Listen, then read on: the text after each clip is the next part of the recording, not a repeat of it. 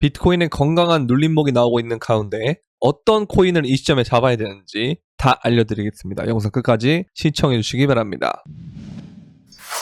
네, 안녕하세요. 끝판대장입니다. 오늘 구독과 좋아요, 알림 설정, 그리고 댓글까지 부탁드리겠습니다. 자, 일단 비트코인 이렇게 내려가고 있는 상황에서 FOMC가 4월 회의록이 나왔는데 인플레이션 완화가 불충분하다 이런 얘기를 하거든요. 그래서 뭐 이게 확실하게 확보되기 전까지는 기준금리를 현행대로 유지하기로 결정했다 이러는데 이게 오히려 좋은 거예요. 그러면 정말 이제 금리 인하가 되는 것이 오히려 가격적으로는 안 좋게 작용할 수 있다. 그래서 항상 이 기대감으로 시장을 올리는 그런 형태가 될 거기 때문에 동결은 길어지면 길어질수록 좋습니다. 그러면 오히려 좋기 때문에 지금 당장은 이게 좀 안 좋게 작용할 수도 있지만 이건 그냥 단기적인 눌림에 불과할 가능성이 높아요. 그래서 그렇게 보면 되는 거고, 이 과정에서 어쨌든 되게 재밌는 거는 블랙록의 운영 자산이 그레이스케일을 첫 추월했다라는 겁니다. 원래는 차이가 얘네들이 엄청나게 났었거든요. 근데 이거를 블랙록이 다 따라잡고 이제 역전까지 했다라는 건 이제 손바뀜이 됐다라는 거고, 그렇기 때문에 그레이스케일도 조금씩 매집을 하고 있잖아요. 근데 그런 다음에 얘네들이 노리는 것은 이더리움의 다음 ETF, 그러니까 알트에 대한 섹터를 노리는 것이 아닌가, 그런 생각이 좀 들어요. 저는 이거 좀 어느 정도 모종의 딜이 있지 않았을까라는 생각이 좀 드는 이유가, 왜냐면 이게 수수료가 얘가 계속 높은 상태로 있거든요, 그레이스케일이. 그리고 얘네들이 홈페이지를 보면 제가 예전에 제 영상에서도 올려드렸던 것처럼 이렇게 섹터가 있단 말이에요. 얘네들이 보면은 커런시, 스마트 컨트랙트 플랫폼, 파이낸셜, 컨슈머 앤 컬처, 그 다음에 유틸리티 앤 서비스, 이렇게 섹터를 나눠놨단 말이죠. 그러니까 특정 알트 하나가 아니고 이 섹터에 해당하는 ETF, 뭐 예를 들어서 주식으로 따지면 뭐 조선주 관련 뭐 ETF, 반도체 관련 ETF, AI 관련 ETF, 이런 느낌으로 만들겠다라는 거예요, 섹터별로. 이걸 얘네들이 지금 선점을 하고 있기 때문에 블랙록이 비트코인 가져라, 우린 이거 갖겠다, 이런 식으로 딜을 하겠다라는 거죠. 왜냐면 우리가 루나나 이런 사태에서도 봤듯이 FTX도 그렇고요, 이게 항상 기존에 있던 금융 세력이 진입을 할 때 뭔가 선점하고 있는 애들이 너무 버티면, 바이낸스도 마찬가지고 조금 공격을 받을 가능성이 있다고 봐요, 저는. 그래서 그런 부분이 약간 좀 음모론적인 부분일 수 있지만, 그게 아니면 사실 수수료를 낮춰야 되는데 낮추지 않는 건 좀 설명이 안 된다, 제 기준으로는. 그렇기 때문에 이제 이걸 준비하고 있는 것이 아니냐. 그러니까 그 과정에서 얘가 보면은 기존 CEO도 사임을 했고, DCG도 흔들흔들 거렸지만 다시 일어났고, 그다음에 여기 이제 골드만삭스 출신의 CEO가 임명이 되고요. 그러면서 얘네들이 하는 것이 뭐냐 봤을 때, 비트코인의 르네상스 시대가 도래했다, 그러면서 레이어 2와 디파이 잠재력을 주목한다, 뭐 이런 식으로 좀 다양한 형태의 그 구분을 노리고 있다라는 거죠. 그렇죠? 다양한 형태의 자산군을 노리고 있다, 그렇게 보면 되고, 그리고 여기 보면 그레이스케일이 GBTC와 BTC를 통해서 다양한 투자자 유입을 전략한다. 그래서 미니 트러스트를 출시하고, 그러니까 여러 가지 상품을 계속 만들어내는 거예요. 그래서 이게 GBTC의 1.5% 수수료를 인하하는 대신에 새로운 ETF 상품을 만들어서 더 다양한 투자자를 유입시키려고 한다. 그럼 다양한 투자자들 중에서 비트코인이 있을 수 있고, 이더리움이 있을 수 있고, 뭐 솔라나 같은 그 다음에 메인 알트가 있을 수도 있고, 그 다음에 크립토 섹터의 개념이 또 있을 수 있잖아요. 그러니까 이런 것들이 얘네들이 선점을 하려고 하는 것이다. 그래서 ETF는 이미 블랙록 같은 애들이 다 먹을 거기 때문에, 이더리움까지도 아마 걔네들이 먹을 가능성이 높겠죠, 블랙록도 같이 제출했으니까. 그래서 우리는 먼저 이 부분을 선점하겠다, 이렇게 보면 되고, 그레이스케일은 예전부터 알트코인에 대해서, 개별 알트코인에 대한 그런 상품들이 있었잖아요. 그거를 다 개별 알트들을 ETF로 전환시키고, 그 다음에 아까 보여드린 것처럼 크립토 섹터 형태로 또 ETF로 전환시키고, 이런 과정이 있지 않을까 하는 그런 생각을 하고 있습니다. 그래서 여기 섹터 안에 있는 애들은 여기 보면은, 여기 들어오시면 제가 저번 영상에서도 말씀드렸던 건데, 이런 식으로 코인 리스트가 다 있어요. 섹터에서는 뭐 비트코인 리플, 라이트코인, 비트코인 캐시, 이런 식으로 있기 때문에 여러분들 여기에 해당하는 애들은 좀 미래에도 괜찮을 가능성이 높거든요. 그래서 이거는 제가 예전에도 좀 근본 알트다라고 말씀을 드렸던 기억이 있습니다. 이런 식으로 다 섹터별로 있는데, 유틸리티 섹터 한번 들어가 볼까요? 여기에는 뭐 체인링크, 리도, 파이코인, 헬륨 이렇게 있거든요. 그래서 올 하면 랜더까지도 이렇게 있는데 다 괜찮은 코인들이니까 이런 애들도 잘 보시면 좋을 것 같습니다. 파이코인도 제가 영상 찍을 당시에는 진짜 뭐 완전 날아갔다가 좀 많이 올랐다가 좀 다시 조정이 있긴 했지만 어쨌든 많이 올랐단 말이죠. 그래서 이런 부분도 좋은 것 같고, 랜더는 뭐 히트 상품이잖아요.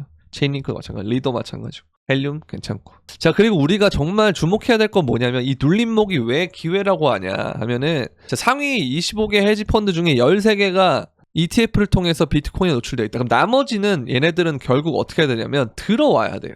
그럴 수밖에 없어요. 그게 바로 게임 이론이에요. 이 게임에 참여를 하기 위해서는 무조건 들어와야 된다는 거죠. 그래서 조금이라도 다 사야 되는데 아직 얘네들이 그러니까 참가를 안 했기 때문에 얘네들이 들어올 때 뭐 설마 한 개만 사고 그러지 않을 거잖아요. 그러니까 이게 다 비트코인에 대한 잠재적 수요로 들어올 거고, 얘네들이 다 들어온 다음에 그럼 이제 개미들도 아우 진짜 나만 못하면 안 되는 거 아니야 하면서 들어온단 말이에요. 그러니까 그들이 들어온 다음에 신날 때가 이제 고점이지 않나라는 생각이 들어서, 아직 기관들이 생각보다 많이 들어왔지만 또 생각보다 덜 들어온 기관들도 있다라고 보시면 될 것 같고, 굉장히 저는 이 부분에 대해서 되게 긍정적으로 보고 있습니다. 아시겠죠? 그리고 알트코인 캡을 보면은 큰 역헤드 숄더가 나오고 있는데, 이제 이걸 뚫게 되면은 이런 식으로 갈 가능성이 높다, 이런 건데 굉장히 동의하고 있습니다. 그리고 이더리움 ETF 승인 소식이 가져올 파급력만큼이나 가상화폐 업계에 큰 영향을 미칠 수 있는, 그렇지만 그다지 주목하고 있지 못한 소식은 현물 비트코인 ETF의 옵션 승인 여부. 비트코인 옵션의 거래는 이 현물 거래만큼이나 비트코인 시장 속도에 기여하는 바가 클 수 있다. 그러니까 이게 이번에는 이런 것들이 다 승인이 되면은 마켓이 커지는데 기여하기 때문에 버블이 생겨요. 근데 이게 나중에 고점을 찍고 내릴 때는 옵션이라는 것도 그렇고 선물도 그렇고 현물도 그렇고 다 뭐만 있는 게, 오른다에만 있는 게 아니고 떨어지는 것도 있단 말이에요. 그렇기 때문에 이게 나중에 떨어질 때는 굉장히 큰 폭으로 떨어질 가능성이 높다. 그래서 이번에는 우리가 꼭 상승이 끝나면 존버하지 말고 다 엑시트해서 나중에 밑에 떨어졌을 때 다시 사는 그런 형태의 전략을 취하자라는 말씀을 드리고 싶습니다. 자, 그리고 이제 비트코인 네트워크 유입이 다시 시작이 되고, 네트워크 활성화는 결국 가격이 상승하는 그런 가능성이 높아진다라는 거고요. 이것도 마찬가지로 보시면 이제 이렇게 녹색 주기에 있는데 첫 번째 녹색 신호가 있대요. 첫 번째 녹색 신호 이후에 비트코인 오르는 걸 보면은 역사의 주기로 봤을 때는 비트코인 가격이 3배 이상 오를 것이다. 10월까지. 와우. 이렇게 올라주면 뭐 개이득이죠. 근데 뭐 글쎄요, 21만 달러를 10월달까지 가나? 뭐 그런 생각 들지만 사실 비트코인에 불가능한 건 없습니다. 설마 하면 가는 게 비트코인이기 때문에 일단 조금만한 희망은 열어놓되, 겉으로는 저는 보수적인 투자자입니다. 그렇기 때문에 한 12만에서 15만, 17만 정도 가면 굉장히 잘 가는 게 아닐까요? 하면서 그런 태도를 갖춰놔야, 그래야 여러분들이 욕심 부리지 않고 엑시트 할 수 있다. 그렇게 보면 될 것 같아요. 이성을 잡으세요.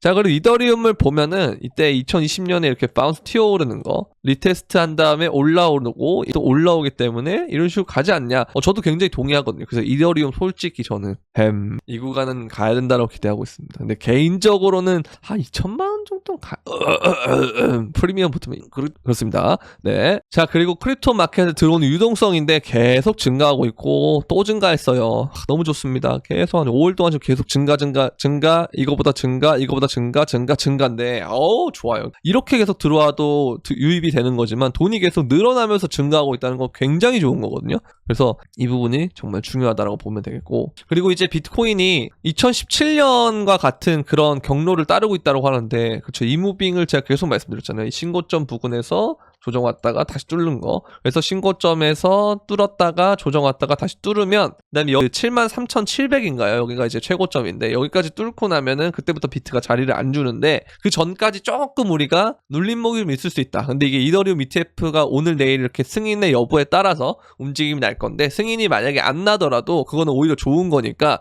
그 눌림목이 발생을 할 거예요. 그때 여러분들이 반드시 매수를 좀 해주시면 좋을 것 같습니다. 이더리움 계열을 또 매수하면 좋을 것 같아요. 그리고 이후에 승인될 것까지 대비해서 솔라나 계열도 괜찮은 것 같고요.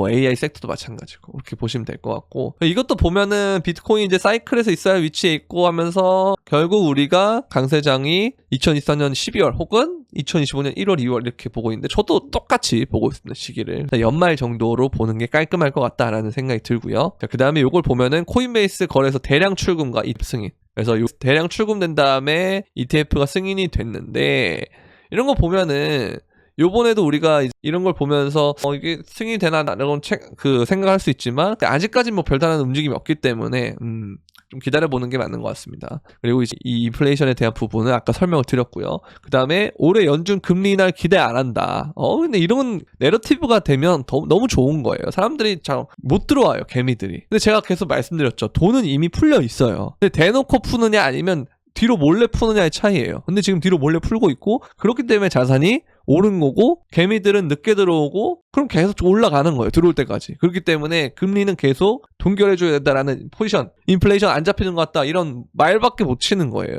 그럼 더 이상 금리를 올릴 수는 없다라는 거죠. 근데 내릴 수도 없다라는 거예요. 그러니까 동결해야 되는 건데 그 과정에서 계속 겁주면 돼요. 얘네들이 할 일은 그거예요. 겁만 주면 돼요. 자산 가격은 오르고. 그럼 사람들이 겁내서 투자를 못 해요. 언제 떨어질지 모르니까. 그쵸? 그러니까 너네 이래도 안 해? 이래도 안 사? 올려. 이래도 안 사? 올려. 이래도 안 사? 올려. 이거 계속 하는 거예요. 금리 인하할 때까지. 근데 금리 인하를 하면 모든 사람들이 어떻게 됩니까? 오, 인하다. 드디어 시작이다 하고 들어온단 말이에요. 그때가 보통 피날레일 가능성이 높아요. 그래서 보통 이제 금리 인하가 사이클 시작이 되면 금리가 오르고 동결이 되고 인하가 되면 이 변곡부터 이 급격하게 떨어지는 구간까지 자산 가격도 떨어지는 적이 많았거든요. 근데 이게 보통 왜 그렇게 되냐면 금리가 동결할 때 자산 시장은 오르는데 실물 경제 자체는 이걸 못 받쳐줘요. 그래서 이 금리 인하를 갑작스럽게 하는 경우가 있어요. 실물 경제가 먼저 코로나 같은 것처럼 블랙스완이 오고 그 다음에 금리를 따라서 내리기 때문에 이 부분은 불확실성에서 계속 기름을 붓는 거니까 이게 오히려 안 좋게 되는데, 그러다가 금리가 어느 순간 그 저점이 오고 동결이 되면 그때부터 이제 가격이 금리 인하가 반영이 되면서 가격이 이제 오르기 시작하거든요. 그래서 이런 부분들을 좀 이해하시면 좋을 것 같지 않나라는 생각하고 있습니다. 그래서 지금 당장 조정이 오면서 알트코인들 좀 안 좋긴 하지만 그 와중에도 이렇게 섹터나 아니면은 뭐 솔라나 계열이나 이런 애들은 좀 괜찮거든요. 그래서 이더 애들이 특히 좀 조정이 나올 건데 많이 올랐으니까. 그래서 이더리움 ETF 여부를 우리가 확인을 하고 그 다음에 이제 거절이 나더라도 그때 하락이 오면 더 오면 그때는 여러분들이 더 받으면 돼요. 조금씩 이해되시죠?